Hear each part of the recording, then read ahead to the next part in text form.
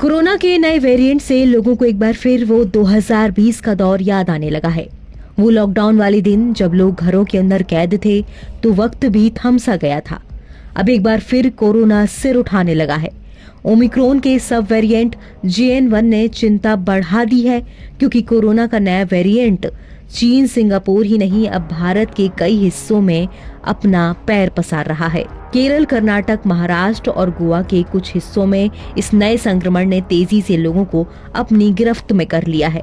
Media reports के मुताबिक Omicron के इस नए सब वेरिएंट JN1 को लेकर एक्सपर्ट्स का कहना है कि इससे मौत के मामले और अस्पतालों में भर्ती लोगों की संख्या में उतनी बढ़ोतरी नहीं हुई जितनी डेल्टा वेरिएंट के समय थी।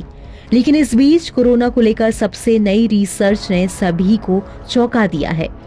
पता लगा है कि इस खतरनाक वायरस ने न केवल स्वाद और गंध बल्कि गले को भी बेहद नुकसान पहुंचा रहा है।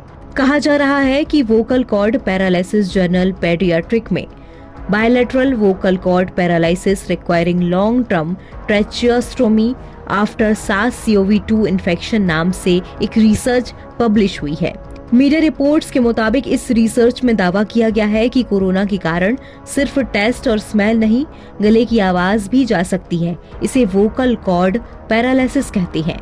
अमेरिका के आई और ईयर अस्पताल के रिसर्चर्स ने पाया कि कोरोना के कारण तंत्रिका तंत्र से जुड़ी यानी कि न्यूरोपैथिक कॉम्प्लेक्सिटी हो सकती है, जिससे वोकल कॉर्ड यानी आवाज की नली में लकवा होने का मामला सामने आया है। दूसरी तरफ Covid expert doctor Suchin Bajaj ने बताया कि JN1 सब वेरिएंट से संक्रमित होने के बाद उतना खतरा नहीं है जितना डेल्टा वेरिएंट के वक्त था। हेल्थ एजेंसीज टेस्टिंग कर रही हैं। दिल्ली सरकार की तैयारियां चीन में नवंबर 2023 के दौरान बच्चों में निमोनिया समेत श्वास से जुड़ी बीमारी के मामलों में बढ़ोतरी को देखते हुए तभी शुरू हो गई थी। GNCTD के मंत्री सौरभ भारद्वाज ने श्वसन चिकित्सा के विशेषज्ञों के साथ 30 नवंबर को एक बैठक बुलाई थी। इस गंभीर निमोनिया के मामले में RT-PCR द्वारा टेस्ट करना, नमूनों की डिटेल रखना और एंटीवायरल दवाओं का पर्याप्त स्टॉक रखने को लेकर SOP जारी की गई थी। इसमें तमाम अस्पतालों में 13 दिसंबर से 17 दिसंबर के बीच कई मापदंडों पर तैयारियों का आकलन करने के लिए मॉक ड्रिल की गई।